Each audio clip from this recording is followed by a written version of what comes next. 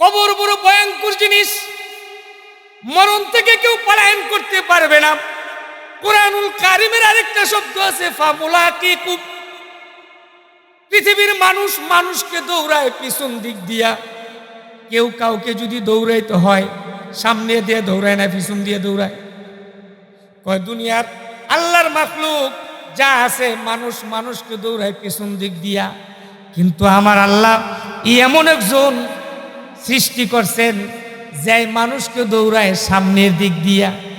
ফামুলাকিকুম এর ব্যাখ্যা তাফসীরের ভিতরে করছেন ফামুলাকিকুম অর্থ হইল মুলাকাত।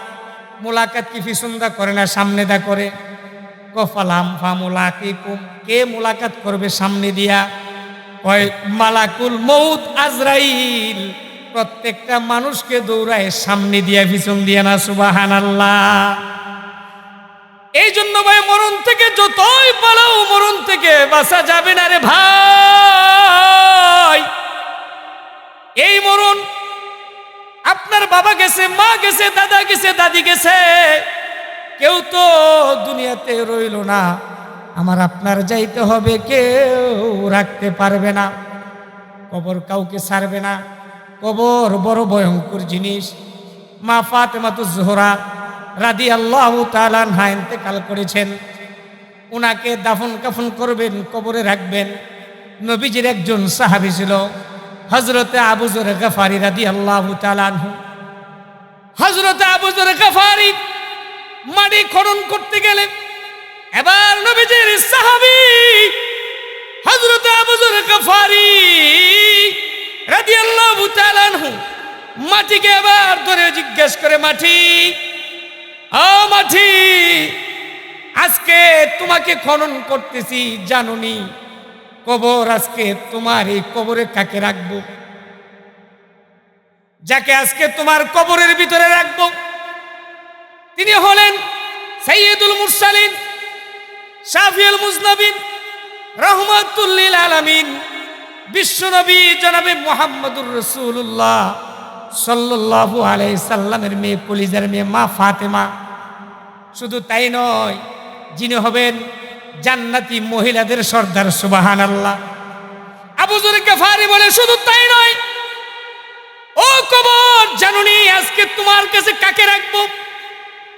যিনি হলেন জান্নাতের যুবকদের সর্দার, নবীজির কলিজার টুকরা দুইজন নাতি ইমাম হাসান এবং হুসাইন। ইমাম হাসান এবং হুসাইন, এই ইমাম হাসান হুসাইন হবে জান্নাতের। ও যুবকরা তোমাদের সর্দার হবে ইমাম হাসান হুসাইন। আবু যর গফারি ডাক দিয়ে বলে,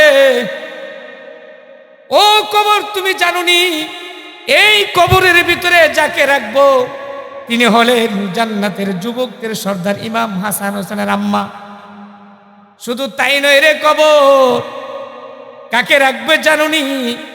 যিনি হলেন আসাদুল্লাহিল গালিব, যিনি হলেন আল্লাহর বাগ, যিনি হলেন আল্লাহর বাগ, বিশ্বনবীর জামাতা হযরত আলী কাররামুল্লাহ ওয়াজহু। হযরত আলী রাদিয়াল্লাহু তাআলা আনহু উনার স্ত্রীকে কবরে রাখবো, কবর সাবধান, ভালো ব্যবহার কিন্তু করবা। এবার আমার আল্লাহ রব্বুল আলামিন কবরের মাটির জবান ফুটাইয়া দেয়। এবার কবরের মাটি জবান দিয়া কথা বলে হযরতে আবু যর গফারির সাথে। ডাক দিয়ে বলে, সাহাবী, ও নবীর সাহাবী, নবী রহমাতুল লিল আলামিন জানি ভালো নবীর কানে আমরা মাটি সৃষ্টি। ইমাম হাসান হুসাইন জান্নাতের সর্দার তাও জানি, মা ফাতেমা জান্নাতের সর্দারনি তাও জানি, হযরতে আলী রাদিয়াল্লাহু তাআলা নবীজির জামাতা তাও জানি, হযরতে আলী চারজন সাহাবীর ভিতরে একজন সাহাবী তাও জানি।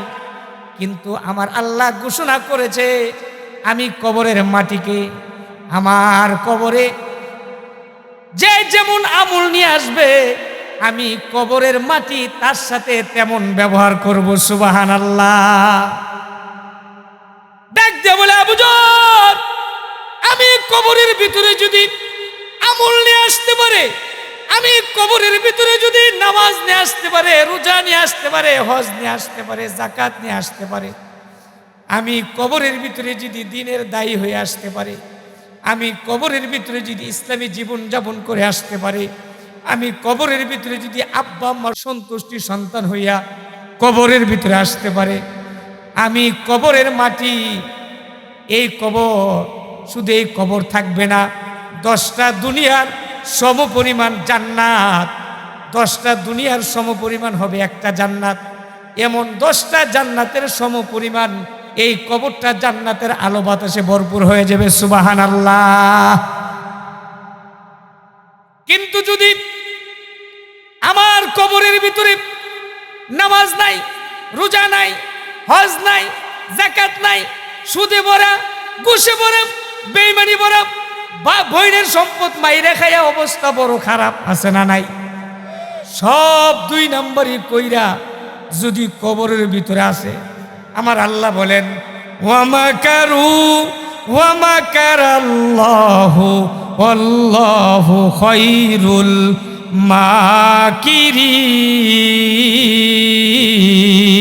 মাকিরিন। ওয়ামাকারু ওয়ামাকারাল্লাহু আল্লাহু খায়রুল মাকিরিন। বান্দা তুমি কত দুষ্টামি জানো, এর চাইতে বড় কৌশল, এর চাইতে বড় কৌশল আমি আল্লাহর কাছে আছে। আমি আল্লাহ রব্বুল আলামিন কবরের একটা মাটির পার্কে শিমালে, আরেকটা পার্কে জুনুবে নিয়ে যাব, দুইটা দুই দিকে নিয়ে যাব, দুইটা দুই দিকে আমি কবরের পার যাওয়ার পরে এমন একটা চাপ দিব রে বন্ধু, চাপটা দেওয়ার সাথে সাথে হাদিস শরীফে লেখে, এই হাদিসটা যখন আমাদেরকে পড়ান, আমাদের উস্তাদেরা বলছেন, এইভাবে দেখাইছেন যে এক হাতের আঙ্গুলগুলি আরেক হাতের ভিতরে যেইভাবে ঢুকা যায়, ওই জাহান্নামী বেআমুলি কবরের লাশটার হাড়গুলি একভাবে একটা হাড় আরেকটা হাড়ের ভিতরে ঢুকা যাইবে। এই জন্য আমরা কি জান্নাতে আলো বাতাসে কবরে থাকতে চাই কি চাই না? আমরা যদি জান্নাতে আলো বাতাসে কবরে আমরা যদি চাই, তাহলে তো আমরা মরার আগেই এই কবরের জন্য আমরা যে মরব, দুনিয়ার সাজান না সাজাইয়া যে জিনিস সাজলে কবর সাজবে, সেই জিনিস আমাদের করার দরকার আছে না নাই? কিন্তু ভাইরে সময় কোথায়? সময় তো নাই, সময় নাই। বলতে বলতে চামড়া ঢিলা হয়ে গেছে, সাদা দাড়ি হয়ে গেছে। যত দৌড়াই দুনিয়া, দুনিয়া আমার থেকে আরো বেশি দৌড়ায়, ঠিক কিনা বলেন? এই জন্য বায়ুদুস্থ বুজুর্গ পরের বাড়ির অংশ যাইয়া নিজের বাড়ি অন্ধকার, থাকবে না তোর বাহাদুরি, যাইতে হবে ঘোরের পার, ঠিক না বেঠি?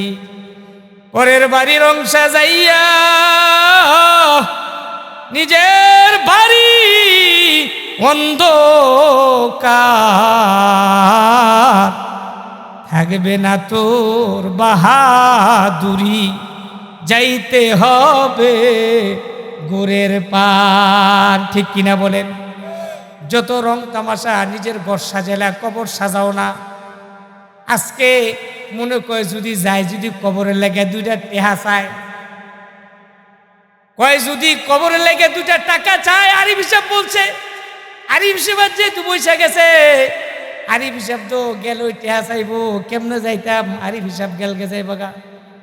আমারে ধোঁকা দিতে পারে বাবা, আমারে ধোঁকা দিতে পারবা, কিন্তু আমার আল্লাহকে ধোঁকা দিতে পারবা না, ঠিক না বেঠি?